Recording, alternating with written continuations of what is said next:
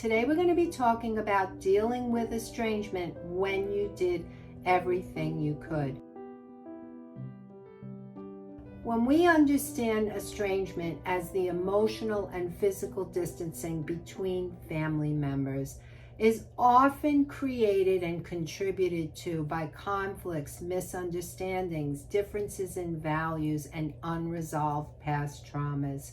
Remember, every estrangement is multifaceted and complex, but you've maybe tried to contact your family member. Maybe you're a parent, maybe you're an adult child, and you've tried to make things better. You want to acknowledge that you've given it your all and accept your efforts. You can't control the response of others or their behavior. I hear from a lot of people, and my clients are heartbroken.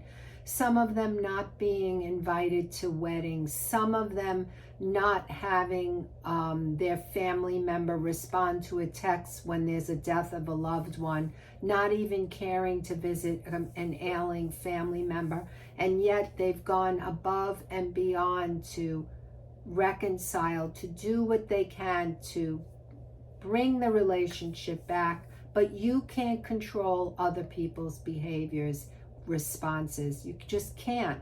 So what can you control? One of the things is to process your emotions. What this really means is that you let yourself feel.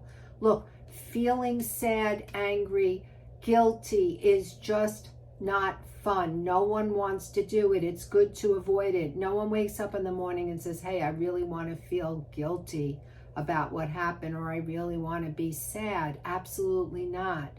And this is obvious. However, the thing is that if we just bury it and say, oh, I'm fine, business as usual, we're not healing. So feeling your emotion, letting yourself feel, and being okay with it. What does that mean? You get used to how it feels. You don't run from it. It processes it. You give yourself permission to feel without judgment. You don't say, oh my God, I can't believe I still feel guilty. You feel guilty. That's just the way it is. Get in a space where you're not fearing it, but you are accepting it. You want to do some healthy things and have outlets like talking to trusted friends. Journaling is an excellent way to process emotions.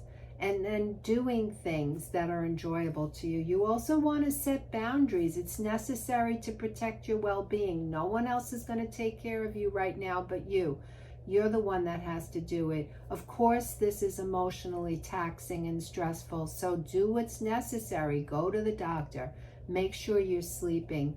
You want to communicate boundaries firmly but compassionately. If things aren't going well and there's high conflict still and it's not getting better, there's nothing wrong with creating a boundary and saying, I just cannot talk to this person, or to another family member who still may be in connection with that other person, saying something like, I would prefer you not tell me about what's going on with my family member right now. It's just too much for me to bear.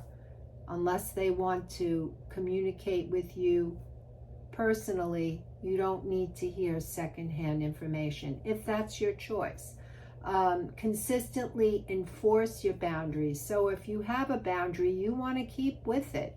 You want to seek support. Look, there are professionals who know about this. Estrangement coaches, wellness coaches, therapists who know how to help people who are grieving over the estrangement condition with their family member. You also want to be around people perhaps in support groups. There are support groups that you can join. You want to connect with people who understand you and empathize. I will warn that seeking support doesn't mean that you're constantly reading about estrangement and how terrible each situation is. You want to give yourself a reprieve and do other things besides.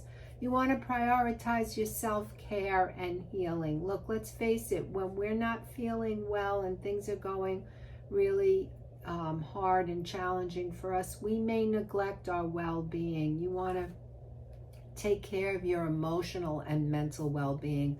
You want to do things like prayer, exercise, meditation, creative pursuits, spending time with people that are supportive, loving, and who value you.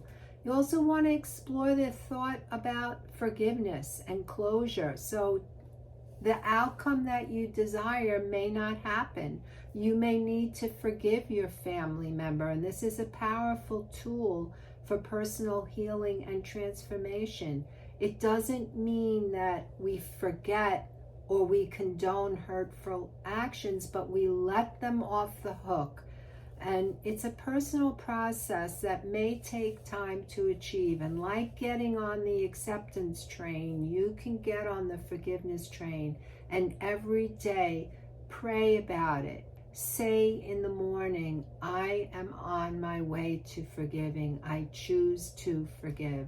Let's talk about moving forward. So your worth and happiness aren't solely hinged to family relationships. Yes, it's sad, it's hurtful. However, you still have a life. Don't go down with that ship. Focus on building meaningful relationships and a life for yourself. There are other people that want to be around you. Enrich your life through personal growth and resilience. So look, estrangement is complex and emotionally taxing. There's just no other way of putting it.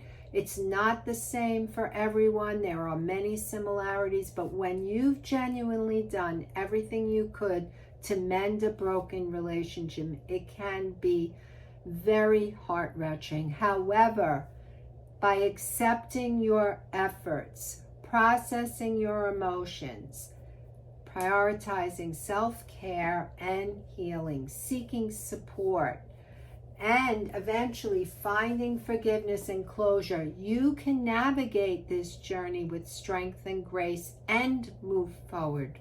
Remember, you're not alone, and there's hope for a brighter future, even when there is estrangement. Don't forget to get my ebook, Feeling Heartbroken and Alone, How to Pick Up the Pieces When You're Estranged. And hit the subscribe button. Let me know what you thought in the comments below. See you in the next video.